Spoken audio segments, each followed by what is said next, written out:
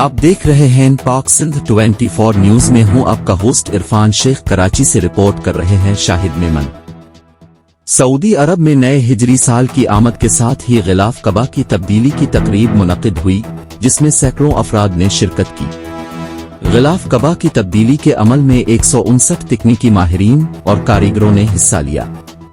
गिलाफ की तैयारी में 120 किलो सोना और 100 किलो चांदी के तार इस्तेमाल किए गए।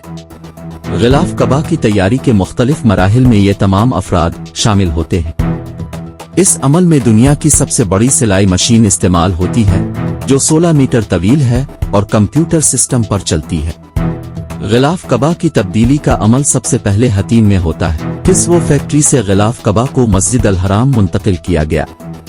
1300 किलोग्राम वजनी गिलाफ की तैयारी पर 20 मिलियन रियाल लागत आई है। रिपोर्ट्स के मुताबिक गिलाफ कबा की तैयारी के लिए 1000 किलोग्राम खाम रेशम इस्तेमाल होता है, जिसे कम्प्लेक्स के अंदर काला रंग दिया जाता है। कम्प्लेक्स में जदीद तरीन जैकवार्ड मशीनें मौजूद हैं, जो कपड़े की तैयारी में इस्तेमाल होती हैं। यहाँ दीगर मशीनें कुरानी आयात की कढ़ाई, आयात और दुआओं के लिए काला रेशम तैयार करती हैं और सादा रेशम भी तैयार करती हैं, जिन पर आयात प्रिंट की जाती है।